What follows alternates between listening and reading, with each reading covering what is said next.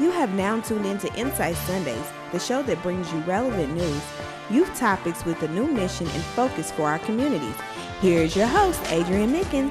What's going on, Indianapolis? It's your main man, Adrian Mickens, with another edition of Insight Sundays right here on AM 1310 The Light, presented by Harambe Production. As always, we have to give a shout out to all of our sponsors, which are Andrew J. Brown Academy, Indiana Christian Leadership Conference, Buttons and Bows Hair Salon, Bethesda Temple Southeast Campus, New Vision Lighthouse Ministries, Lighthouse Academy Charter Schools, Buttons and Bows Hair Salon, Vitality Bowls, Sam Ash Music Store, Providence Crystal Ray, and Beach Grove Bible Church. All right, Indianapolis, first and foremost, if you want to catch us besides on air, you can always watch us live on Facebook. Once again, that is Facebook at Insight Sundays, or you can catch us on Instagram at Insight Sundays, Snapchat, Twitter, or all other platforms that you would like to connect with us with by email, all at the title of Insight Sundays. We're going to change up the lineup today. I know that this week we had promoted a real estate by the name of Eric Moore, who was going to come in, but he had a family emergency, so we're going to get him on another show date. But today we have one of the best phenomenal fitness trainers here in the city. Oh, God bless you. What's your name? Shantae Isaacs. Shantae Isaacs Yes. is in the house. She is a fitness trainer here in the city from the YMCA. So tell us a little bit about how you guys started, what made you want to get into fitness training, and how did your company come about? Well, good afternoon, family, friends. I'm glad I see you tuning in. I'm grateful to be here. Shantae Isaacs, I am a soul cycling I do soul cycling at the YMCA out at the Avondale Meadows YMCA on 38th and Keystone on Wednesday nights from 6:30 to 7:30. We ride for an hour, and then also on Saturday mornings at 10 a.m. And how I got into this, well, I've battled with weight all of my life, and this was not an easy journey. I have lost 115 pounds total on this journey since 2013. And so it started out as just needing to lose weight, but it became much, much more than that. It became a mission for not just women, but single mothers to get fit and stop making excuses. You know, we find reasons to not do it. We have everything going on in our worlds, and we take care of everybody but ourselves. And that's where I found myself. I found myself taking care of family. I found myself taking care of children and job and everything else in church. But I wasn't taking care of me, and ultimately left me unhappy, unhealthy, and just looking at a 30 plus, I'm not going to tell it all, year old woman that was looking really, really old and feeling really, really old. And one morning I just had decided it's time to do something about it. And so as I began to make the changes, I also realized that my story was also my testimony to help other women realize that, you know what, we can schedule ourselves. Just like you schedule everything else in life, you schedule yourself as well. You know, and that's very important that you said that. I want to follow up with this question here to what you just said, and that is fighting the lazy bug. You know, we get so complacent with our day-to-day life routines, and before you know it, we're eating things that are completely unhealthy. And I know that sounds like a PBS commercial spiel that I just gave, but it's very true. You find yourself consistently going through the drive-through all the time for no reason at all, just because wasting money. Exactly, $1 here, oh, it's just $1 here, $1 there. And they think that they're slick by creating dollar menus. All you're doing is creating your own value menu in the first place, what's on the board. You're not really saving any money in the first place, but that's what they got us programmed, or most people program to believe. So how do people fight that lazy bug of fighting unhealthy food, and then also fighting themselves to kick themselves in the rear end to get up in the mornings, or to get up, or not even necessarily in the mornings, but the evening times to do different things? That's a good question. One of the ways I fight is I do meal prep. I get up generally on Sundays. I spend time prepping myself for the week.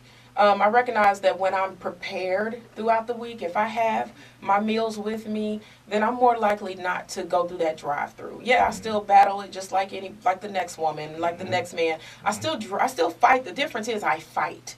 And it is a fight. Just like with anything worth having, it's worth fighting for. And so you're going to have the compulsion still come. It's not going to change overnight. What does have to change is your mind. You have to have a change of mind, right? So if you're changing, it's like, I'm going to change my mind, and this is how it started. Maybe something as small as, okay, this week, I'm going to put $5 in my wallet. This $5 I normally would use through a drive-through. I'm going to see if I can keep this same $5 in my wallet by next Saturday. That's it. And if I did, then I'll reward myself by putting another $5 with it. Okay, and then I've got $10. And instead, I'm going to go buy me a CD with some hype music on it that I can get in the living room with my kids, and we going to dance. Anything, just reward yourself with something other than food. Reward yourself with something other than food. You're right. You're absolutely right. We tend to, it's a taught habit. What's one of the things that we do to our children? Even we started really young. Yes. Oh, you're doing great, baby. You want some ice cream? So that's a way you can combat. Making sure that you have yourself prepared. Prepare for battle. You're not going to, I've always said, prepare for war at a time of peace. And that includes your fitness and your health and your eating. I'm going to prepare myself early because I know the fight is coming. It ain't changed. It's been the same fight since I was a little kid. As if you have ever battled with eating right or weight, it doesn't change. The fight doesn't change. You have to change. And it is a mindset. So what I'm going to do is I'm going to rewind the clock here a little bit. And let's go to January 1st. My God. January 1st is the day where every fitness place in the whole entire world, I always say they cover their bill for the rest of the year. Because everybody gets a gym membership.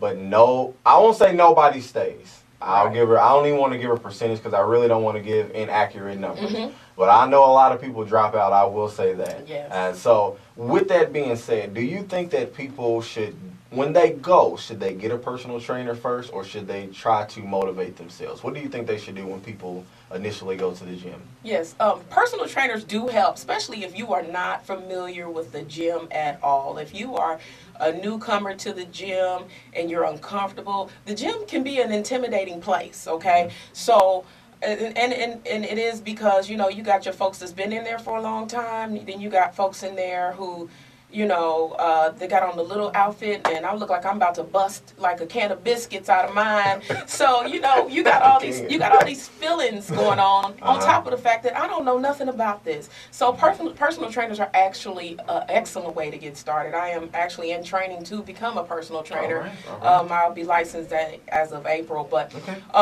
that is another way. Another way is to get a good group exercise. I teach a group exercise. Before I started teaching, I was a part of group exercises. I couldn't lift any weights. I would be out of breath in 2 minutes. I started out with water aerobics. It was a great group exercise, and it gives you that sense of community. I'm not here alone. There are other people like me here. And then from that, you grow into something else. Maybe it'd be step aerobics, or body pump is big right now. And so as you grow in your fitness, the key is to persevere. Stay with it. If it's group exercise, after a while, you'll venture out on your own. By nature, you'll kind of go and see what do I like?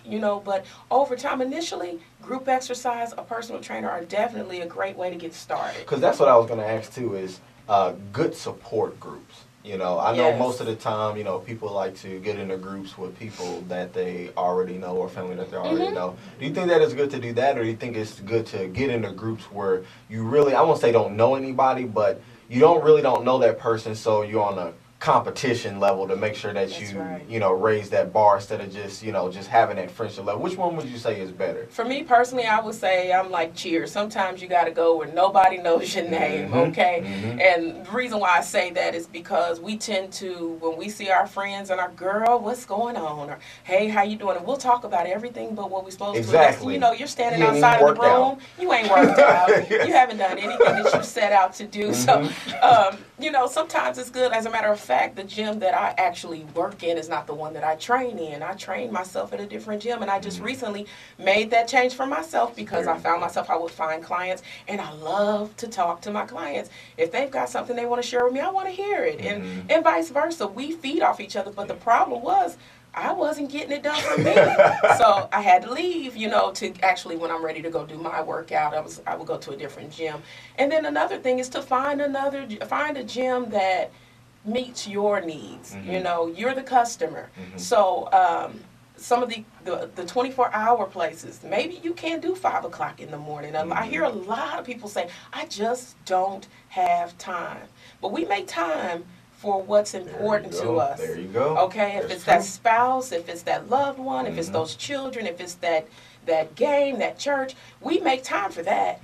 But when it comes to working out, because it's not easy.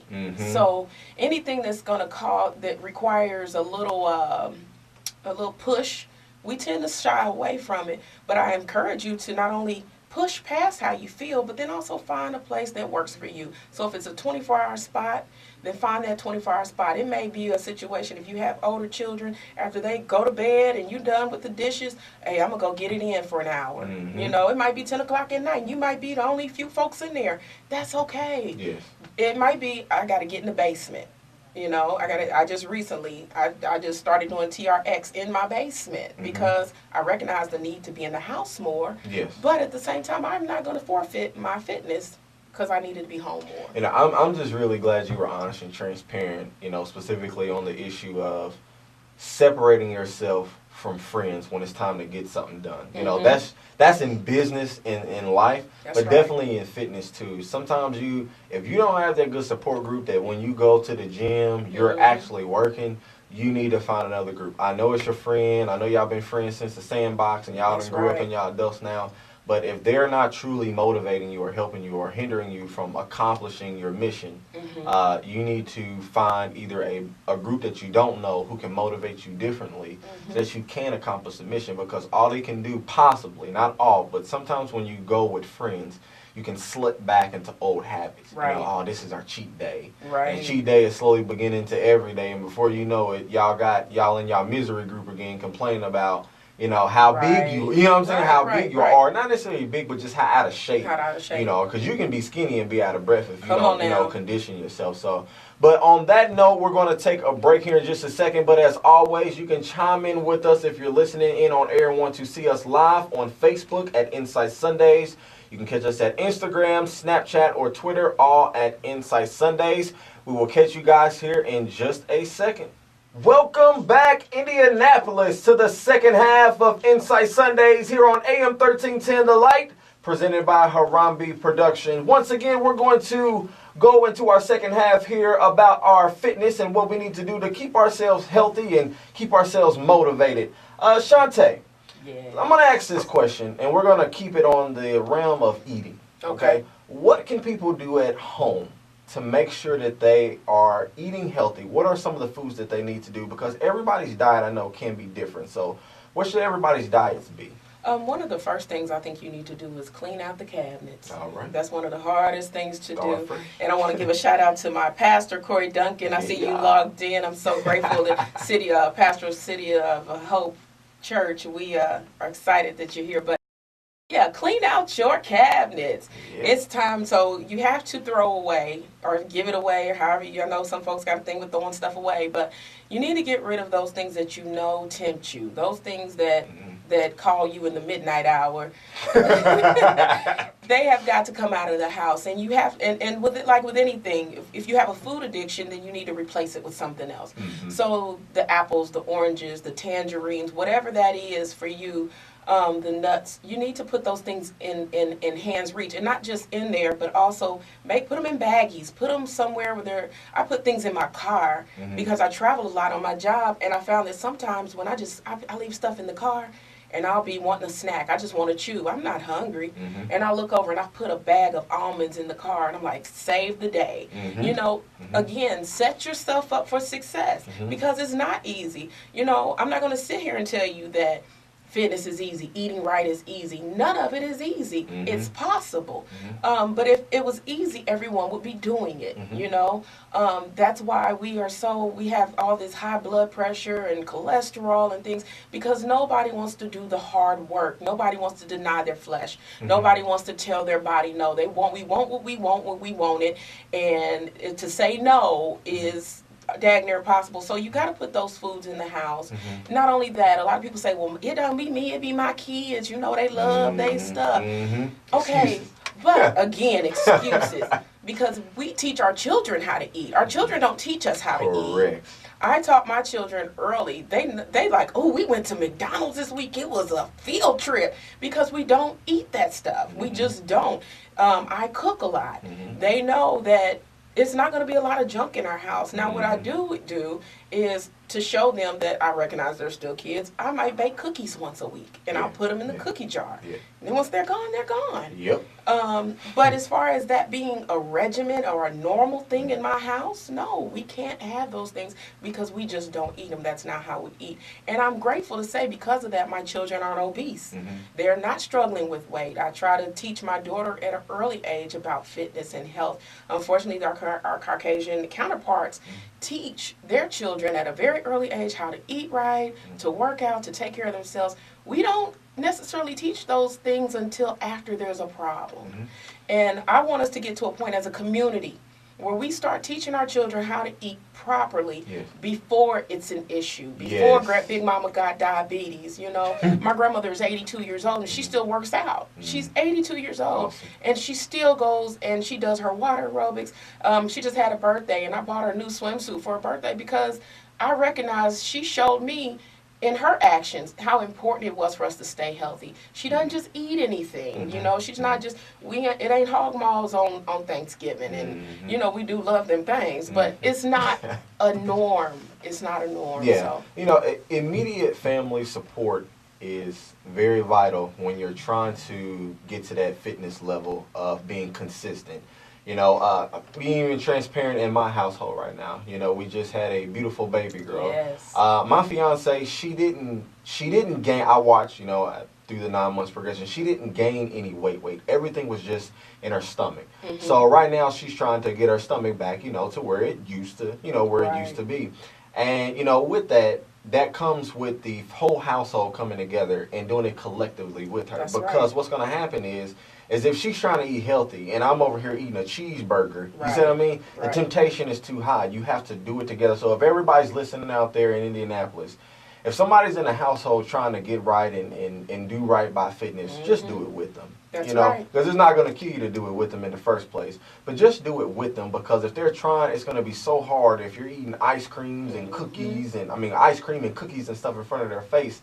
You know, just do it with them and be a part, especially spouses out there. You know, if your spouse is trying, try it with them. Do it That's with right. them. You know, I know everybody's not necessarily athletically inclined, but it wouldn't hurt for you to try it with them. So That's right. let me ask this question here.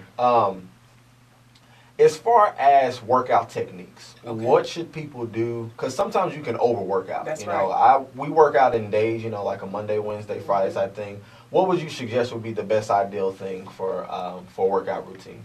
I think everybody needs to work out at least 3 times a week, or I'll say 300 to 350 minutes a week. So now what I will say is know your body, listen to your body. Initially, if you are just now starting, then you're not going to go and do my class. You might want to try it, and I will tell you, at this point, I want you to stay on the bike, and I want you to pedal. I don't want you to try to keep up with me. And I say that to people because I want them to understand this fitness journey is just that. It's a journey. It is a journey. You are not going to start out on top of the mountain. You are going to have to climb.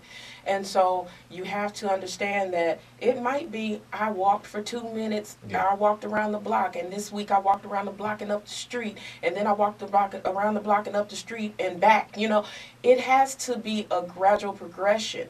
The key is progression.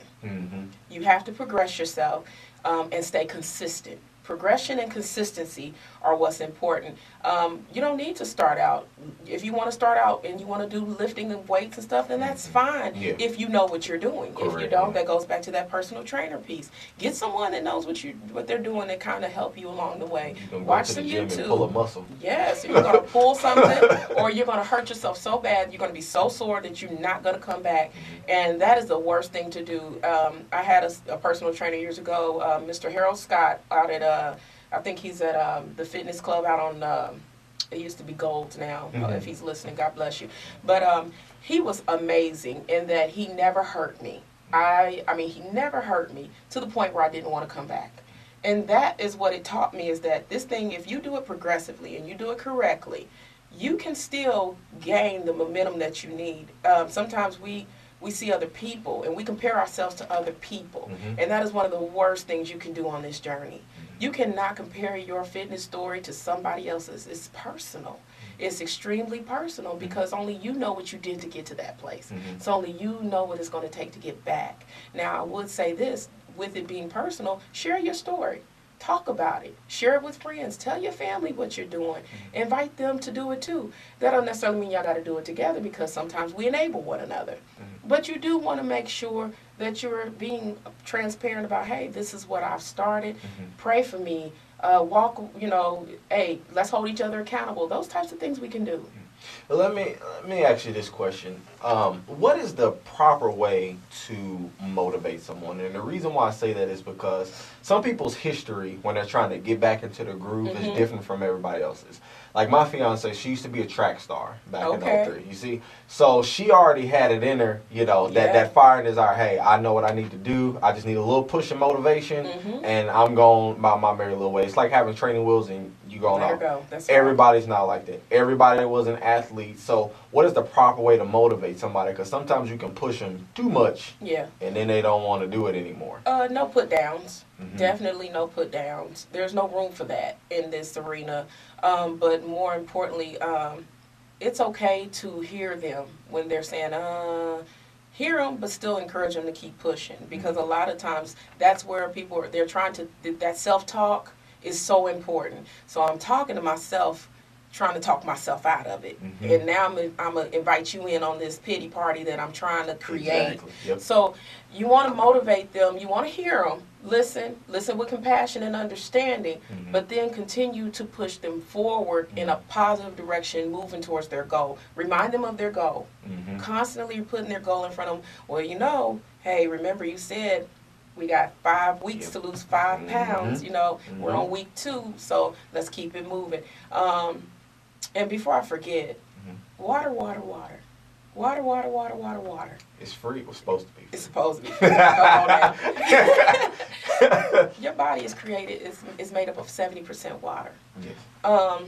So eating right is just as important as getting in the hydration. And I do, let me say this, juices, leave the juice. It's almost as bad as pop and soda. Water, plenty of water. Leave the Gatorade. You just need water. If you can't stand water, get you some Propel or some Crystal Light, those things. But you really want to stick with that water. Again, find ways to motivate yourself by putting your bottle of water next to the bed. So when you wake up in the morning, that's the first thing you're going to do is take a drink of water, because that's going to wake your organs up. It's going to remind the body, okay, I'm up now.